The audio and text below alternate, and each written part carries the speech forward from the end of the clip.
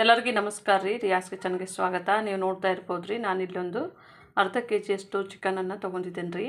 ಇವತ್ತೊಂದು ದಾಬಾ ಶೈಲಿಯ chicken gravy ಮಾಡಿ ತೋರಿಸ್ತಾ ಇದ್ದೀನಿ ರೀ. ತುಂಬ ಟೇಸ್ಟಾಗಿರುತ್ತೆ ಮತ್ತು ತುಂಬ ಒಳ್ಳೆಯ ಒಂದು ನಾಲಿಗೆಗೆ ರುಚಿ ಕೊಡುವಂಥದ್ದು ಇದು ಆಗಿದೆ ರೀ. ನಮ್ಮ ಚಾನಲ್ ಯಾರು ಹೊಸದಾಗಿ ಸಬ್ಸ್ಕ್ರೈಬ್ ಮಾಡಿದ್ದೀರಿ ಪ್ಲೀಸ್ ಎಲ್ಲರಿಗೆ ನಿಮಗೆ ಧನ್ಯವಾದಗಳನ್ನು ಹೇಳ್ತೀನಿ. ಪ್ಲೀಸ್ ನಮ್ಮ ವಿಡಿಯೋ ಯಾರು ನೋಡ್ತಾ ಇದ್ದೀರಿ ನಮ್ಮ ಚಾನಲ್ನ ಸಬ್ಸ್ಕ್ರೈಬ್ ಮಾಡಿ, ಲೈಕ್ ಮಾಡಿ, ಶೇರ್ ಮಾಡಿ, ಬೆಲ್ ಐಕಾನನ್ನು ಒತ್ತಿ. ಇವಾಗ ನೋಡಿರಿ, ನಾನಿಲ್ಲಿ ಒಂದು ಅರ್ಧ ಕೆಜಿ ಚಿಕನನ್ನು ತೊಗೊಂಡಿದ್ದೆ ನೋಡಿರಿ. ಇದು ತೊಳೆದಿಟ್ಕೊಂಡಿದ್ದೇನೆ. ಇವಾಗ ನಾನು ಇಲ್ಲಿ ಒಂದು ಬೌಲನ್ನು ತೊಗೋತೀನಿ ರೀ. ತೊಗೊಂಡು ಇದು ನಮ್ಮ ಚಿಕನ್ ಏನದ ನೋಡಿರಿ, ಇದಕ್ಕೆ ಚೆನ್ನಾಗಿ ಹಿಂಡಿಬಿಟ್ಟು ಇದಕ್ಕೆ ಈ ಬೌಲಿಗೆ ಹಾಕೊಳ್ಳೋಣ ರೀ.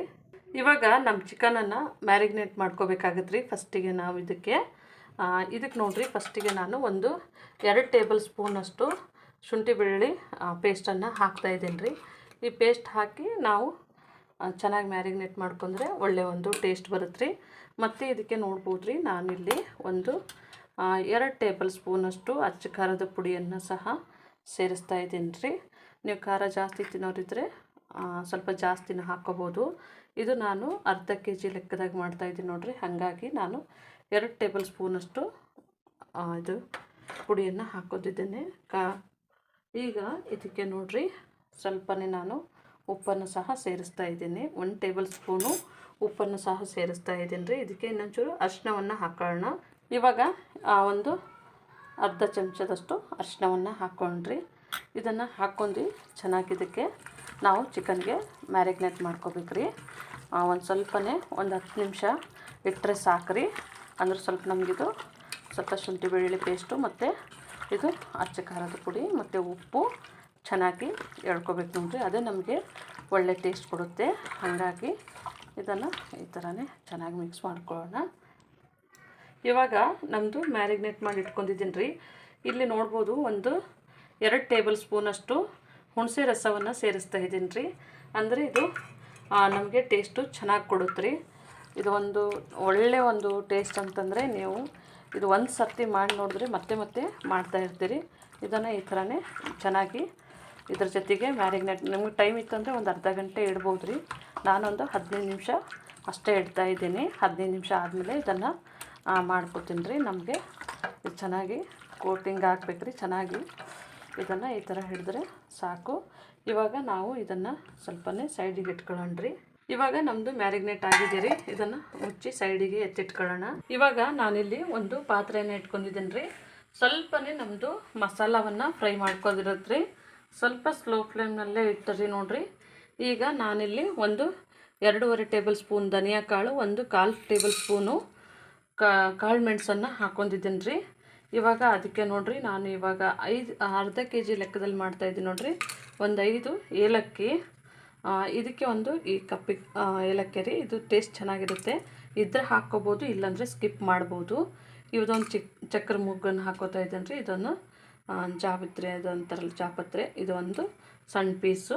ಒಂದು 8 ಲವಂಗ ಹಾಕೋತಾ ಇದ್ದೀನಿ ರೀ. ಒಂದು 8 ಲವಂಗ, ಒಂದೆರಡು ಚಕ್ಕೆ ಪೀಸನ್ನು ಹಾಕೋತಾ ಇದ್ದೀನಿ. ಮತ್ತು ನೋಡ್ಬೋದು ರೀ, ಇಲ್ಲಿ 1 ಟೇಬಲ್ ಸ್ಪೂನಷ್ಟು ಇದು ಕಲ್ಲು ಹೂವು ಅಂತ ನೋಡಿರಿ, ಅದು ಇದೆ, ಅದನ್ನು ಸಹ ಹಾಕ್ಕೊಂಡಿದ್ದೇನೆ. ಇವಾಗ ನೋಡ್ಬೋದು ರೀ, ಇದು ಸ್ವಲ್ಪನೇ ನಾವು ಒಂದು 5 ನಿಮಿಷ ಸ್ಲೋ ಫ್ಲೇಮ್ನಲ್ಲೇ ಇಟ್ಟು ನಾವು ಇದನ್ನು ಫ್ರೈ ಮಾಡ್ಕೋಬೇಕ್ರಿ. ಇದು ನಾವು ಮಸಾಲ ಫ್ರೈ ಮಾಡಬೇಕಾದ್ರೆ ಒಳ್ಳೆ ಪರಿಮಳ ಬರುತ್ತೆ ನೋಡಿರಿ. ಆ ಟೈಮ್ನಲ್ಲಿ ನಾವು ಇದನ್ನು ಎತ್ತಿಟ್ಕೋಬೇಕ್ರಿ. ಇವಾಗ ನಮ್ಮದು ಸ್ವಲ್ಪನೇ ಫ್ರೈ ಆಗಿದೆ ರೀ, ಪರಿಮಳ ಬರ್ತಾಯಿದೆ. ಇವಾಗ ಒಂದು 1/4 ಚಮಚದಷ್ಟು ಜೀರಿಗೆಯನ್ನು ಹಾಕ್ತಾಯಿದ್ದೀನಿ ರೀ. ಇದು ಜೀರಿಗೆ ಟೇಸ್ಟ್ ಚೆನ್ನಾಗಿ ಕೊಡುತ್ತೆ. ಸ್ವಲ್ಪನೇ ನೋಡ್ಬೋದು ನಮ್ಮದು ಧನಿಯಾ ಕಾಳು ಸ್ವಲ್ಪ ಕಲರ್ ಚೇಂಜ್ ಆಗಿದೆ. ಈಗ ಸ್ವಲ್ಪ ಜೀರಿಗೆ ಹಾಕಿ ನೋಡಿರಿ, ಇದನ್ನು ಸೇರಿಸಿ ಸ್ವಲ್ಪನೇ ಫ್ರೈ ಮಾಡ್ಕೊಂಡ್ರೆ ಸಾಕು. 1 ನಿಮಿಷ ಫ್ರೈ ಮಾಡ್ಕೊಂಡ್ರೆ ಸಾಕು. ಇವಾಗ ಇದು ರೆಡಿ ಆಗಿದೆ ರೀ, ಚಟಪಟ ಅಂತ ಇದೆ. ನಾನು ಇದನ್ನು ಆಫ್ ಮಾಡ್ಕೋತಾ ಇದ್ದೇನೆ.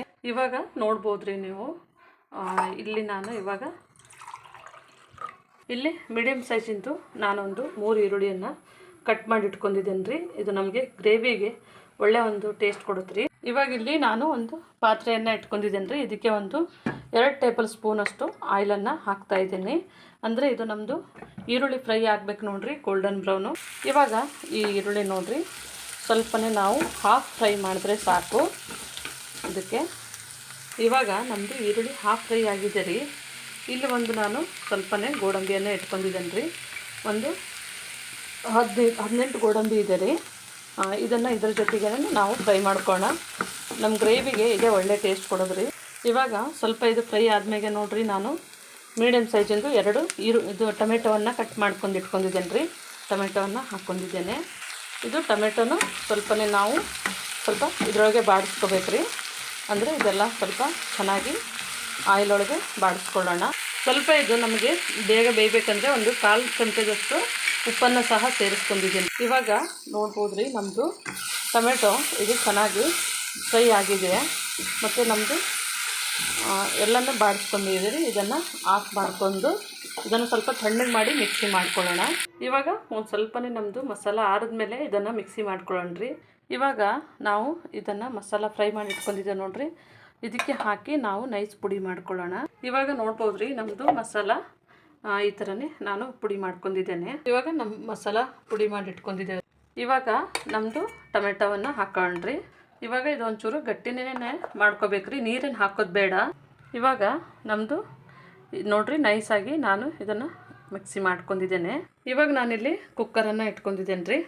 ಇದು ಕುಕ್ಕರ್ ಬಿಸಿ ಆದಮೇಲೆ ಆಯಿಲನ್ನು ಹಾಕೋಣ. ಒಂದು 4 ಟೇಬಲ್ ಸ್ಪೂನು. ಇವಾಗ ಒಂದು 4 ಟೇಬಲ್ ಸ್ಪೂನು ಆಯಿಲನ್ನು ಹಾಕ್ಕೊಂಡಿದ್ದೆ ರೀ. ಇವಾಗ ನಾನು ಇದು ಸ್ವಲ್ಪ ನಮ್ಮದು ಆಯಿಲ್ ಬಿಸಿ ಆಗಿದೆ ನೋಡಿರಿ, ಇದಕ್ಕೆ ನಾನು 2 ಪಲಾವ್ ಎಲೆಯನ್ನು ಸೇರಿಸ್ತಾ ಇದ್ದೇನೆ. ಮತ್ತು ಇದಕ್ಕೆ ನೋಡಿರಿ 1.5 ಟೇಬಲ್ ಸ್ಪೂನಷ್ಟು ಜೀರಿಗೆಯನ್ನು ಹಾಕ್ಕೊಂಡಿದ್ದೇನೆ. ಇದಕ್ಕೆ ನೋಡಿರಿ ಇವಾಗ ಒಂದು ಹಸಿಮೆಣಸಿನ್ಕಾಯಿ ಒಂದು 5 ಹಾಕೋತಾ ಇದ್ದೇನೆ. ಇವಾಗ ಇದನ್ನು ಚೆನ್ನಾಗಿ ಸ್ವಲ್ಪನೇ ಬಾಡಿಸ್ಕೊಂಡ್ರೆ ಸಾಕ್ರಿ. ಸ್ವಲ್ಪ ಇದು ಜೀರಿಗೆ ಪರಿಮಳ ಬಂದರೆ ಸಾಕು. ಇವಾಗ ಇದಕ್ಕೆ ನೋಡಿರಿ ಇನ್ನೊಂದು 2 ಟೇಬಲ್ ಸ್ಪೂನಷ್ಟು ಶುಂಠಿ ಬೆಳ್ಳುಳ್ಳಿ ಪೇಸ್ಟನ್ನು ಸೇರಿಸ್ಕೊಳ್ಳೋಣ, ಅಂದರೆ ಟೇಸ್ಟು ಚೆನ್ನಾಗಿರುತ್ತೆ. ಸ್ವಲ್ಪ ಸೇರಿಸ್ಕೊಂಡ್ಮೇಲೆ ಇದೊಂಚೂರು ಬಾಡಿಸ್ಕೊಳ್ಳೋಣ ರೀ. ಒಳ್ಳೆ ಪರಿಮಳ ಬರೋ ತನಕ ಇದು ಸ್ವಲ್ಪ ಫ್ರೈ ಮಾಡ್ಕೊಳ್ಳೋಣ. ಇವಾಗ ನಮ್ಮದು ಶುಂಠಿ ಬೆಳ್ಳುಳ್ಳಿ ಪೇಸ್ಟ್ ಪರಿಮಳ ಬರ್ತಾಯಿದೆ. ನಾವು ಪೇಸ್ಟ್ ಮಾಡಿ ಇಟ್ಕೊಂಡಿರುವಂಥದ್ದು ಹಾಕ್ಕೊಂಡ್ರಿ. ಇವಾಗ ನಾವು ಇದನ್ನು ಚೆನ್ನಾಗಿ ಈ ಥರನೇ ಮಿಕ್ಸ್ ಮಾಡ್ಕೊಳ್ಳೋಣ್ರಿ. ಇದು ನಮ್ಮದು ಒಟ್ಟಿಗೆ ಚೆನ್ನಾಗಿ.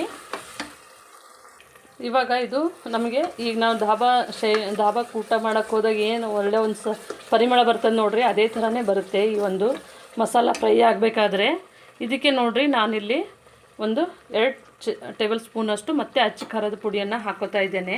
ಈಗ ನಮ್ಮದು ಅಚ್ಚ ಖಾರದ ಪುಡಿ ಹಾಕಿದ್ಮೇಲೆ ಇನ್ನೊಂಚೂರು ಮಿಕ್ಸ್ ಮಾಡೋಣ್ರಿ. ಇದು ಮಿಕ್ಸ್ ಒಂದು 2 ನಿಮಿಷ ಚೆನ್ನಾಗಿ ಇದೇ ಥರನೇ ಇದು ಒಟ್ಟು ಆಯಿಲಲ್ಲೇ ಚೆನ್ನಾಗಿ ಫ್ರೈ ಆಗಬೇಕ್ರಿ, ಅವಾಗ ನಮಗೆ ಒಳ್ಳೆ ಟೇಸ್ಟ್ ಆಗುತ್ತೆ. ಇವಾಗ ನಾವು ಮಾಡಿಟ್ಕೊಂಡಿರುವಂಥ ಮಸಾಲವನ್ನು ಹಾಕ್ಕೊಂಡ್ರಿ. ಇವಾಗ ನೋಡ್ಬೋದು ರೀ, ನಮ್ಮದು ಮಸಾಲ ಈ ಥರ ಎಣ್ಣೆ ಬಿಟ್ಕೊಂಡಿದೆ ನೋಡಿರಿ. ಈ ಟೈಮ್ನಲ್ಲೇ ನಾವು ಚಿಕನನ್ನು ಮ್ಯಾರಿನೇಟ್ ಮಾಡಿ ನೋಡಿರಿ ಅದನ್ನು ಹಾಕ್ಕೊಂಡು ಇವಾಗ ನಮ್ಮದು ಚಿಕನ್ ಹಾಕಿದ್ಮೇಲೆ ನಾವು ಚೆನ್ನಾಗಿ ಇದನ್ನು ಮಿಕ್ಸ್ ಮಾಡ್ಕೊಳ್ಳೋಣ್ರಿ. ಇದು ನಮ್ಮದು ಮಸಾಲೆಗೆಲ್ಲ ಹೊಂದ್ಕೋಬೇಕ್ರಿ. ಒಳ್ಳೆ ಒಂದು ಚೆನ್ನಾಗಿ ಮಿಕ್ಸ್ ಮಾಡ್ಕೊಳ್ಳೋಣ. ನಮ್ಮದು ಇದು ಚಿಕನ್ನೇ ಚೆನ್ನಾಗಿದು ಮಿಕ್ಸ್ ಮಾಡ್ಕೊಂಡಿದ್ದೇವೆ ರೀ. ಅಂದರೆ ಈಗ ನಮ್ಮದು ಚಿಕನ್ದೇ ನೀರು ಬಿಟ್ಕೊಳ್ಳುತ್ತೆ. ನಾವು ಸ್ಲೋ ಫ್ಲೇಮ್ನಲ್ಲೇ ಒಂದು 5 ನಿಮಿಷಗಳ ಕಾಲ ಮುಚ್ಚಿ ಬೇಯಿಸೋಣ ರೀ. ಇವಾಗ ನಾವು ಮುಚ್ಚಳವನ್ನು ಮುಚ್ಚಣ್ರಿ. ಇದು ಬರೀ ಇದು ಹಾಕ್ಕೊಂಡಿದ್ದೀನಿ, ನಾನು ರಿಂಗ್ ಹಾಕ್ಕೊಂಡಿದ್ದೇನೆ. ವಿಜಿಲ್ ಏನು ಹಾಕೋದು ಬೇಡ, ಜಸ್ಟ್ ಮುಚ್ಚಿ ನಾವು 5 ನಿಮಿಷ ಬೇಯಿಸಿದ್ರೆ ಸಾಕು. ಇವಾಗ ನಮ್ಮದು ಒಂದು 5 ನಿಮಿಷ ಆಗಿದೆ ರೀ, ತೆಗೆದು ನೋಡೋಣ. ನೋಡ್ಬೋದು ನಮ್ಮದು ಈ ಥರ ಎಣ್ಣೆ ಬಿಟ್ಕೊಂಡಿದೆ ರೀ. ಇದು ಸ್ವಲ್ಪನೇ ನಮ್ಮದು ಬೆಂದಿರುತ್ತೆ. ಇವಾಗ ಇದನ್ನು ಚೆನ್ನಾಗಿ ನಾವು ಮಿಕ್ಸ್ ಮಾಡೋಣ್ರಿ. ನಮ್ಮದು ನೋಡ್ಬೋದು ನೀವು ತಳ ಅದೇನು ಜಾಸ್ತಿ ಹಿಡ್ದಿಲ್ಲ, ನಮ್ಮದು ಮಸಾಲ ಗ್ರೇವಿ ಚೆನ್ನಾಗಿ ಬೆಂದಿದೆ. ಇವಾಗ ಇದಕ್ಕೆ ನೋಡಿರಿ ನಾವು ಸ್ವಲ್ಪನೇ ಇದು ನಾವು ರುಬ್ಬಿರುವಂಥ ಮಸಾಲ ಜಾರನ್ನು ತೊಳೆದು ನೀರು ಹಾಕೋಣ. ಇವಾಗ ನಮ್ಮದು ಸ್ವಲ್ಪನೇ ಗ್ರೇವಿ ಥರನೇ ಮಾಡ್ಕೊಂಡಿದ್ದೇವೆ ರೀ. ಇದಕ್ಕೆ ಕೊನೆಯದಾಗಿ ನೋಡಿರಿ ಒಂಚೂರು ಕೊತ್ತಂಬರಿ ಸೊಪ್ಪನ್ನು ಹಾಕೊಳ್ಳೋಣ, ಸ್ವಲ್ಪ ಪುದೀನ ಸೊಪ್ಪನ್ನು ಸಹ ಹಾಕೊಳ್ಳೋಣ. ಇವಾಗ ನಾವು ಇದನ್ನು ಕುಕ್ಕರನ್ನು ಮುಚ್ಚಿ 1 ವಿಜಿಲನ್ನು ಮಾಡಿಸ್ಕೊಳ್ಳೋಣ ರೀ. ಅಂದರೆ ನಾವು ಸ್ವಲ್ಪ ಬೇಗ ಆಗುತ್ತೆ ನೋಡಿರಿ, ಹಾಗಾಗಿ 1 ವಿಜಿಲು. ಇವಾಗ ನಮ್ಮ ಕುಕ್ಕರನ್ನು ಕ್ಲೋಸ್ ಮಾಡಿ 1 ವಿಜಿಲು ಹೊಡೆಸ್ಕೊಂಡ್ರೆ ಸಾಕ್ರಿ. ಇವಾಗ ನಮ್ಮದು 1 ವಿಜಿಲ್ ಆಗಿದೆ. ನಾನು ಇದನ್ನು ಆಫ್ ಮಾಡ್ಕೋತಾ ಇದ್ದೀನಿ ರೀ. ಇವಾಗ ನೋಡ್ಬೋದು ರೀ, ನಮ್ಮದು ರೆಡಿ ಆಗಿದೆ. ನೋಡ್ಬೋದು ಆಯಿಲೆಲ್ಲ ಮೇಲೆ ಬಿಟ್ಕೊಂಡಂಗೆ ಆಗಿದೆ ರೀ. ಇವಾಗ ನೋಡ್ಬೋದು ರೀ, ನಮ್ಮದು ಚಿಕನ್ ಕರಿ ರೆಡಿ ಆಗಿದೆ. ಧಾಬಾ ಶೈಲಿಯ ಚಿಕನ್ ಕರಿ. ನೀವು ಮನೆಯಲ್ಲಿ ಇದೇ ಥರನೇ ಮಾಡಿಕೊಡಿ. ನಮ್ಮ ಚಾನಲ್ ಸಬ್ಸ್ಕ್ರೈಬ್ ಮಾಡಿ, ಲೈಕ್ ಮಾಡಿ, ಶೇರ್ ಮಾಡಿ. ನಮ್ಮ ವಿಡಿಯೋನ ನೋಡಿದ್ದಕ್ಕಾಗಿ ಧನ್ಯವಾದಗಳು.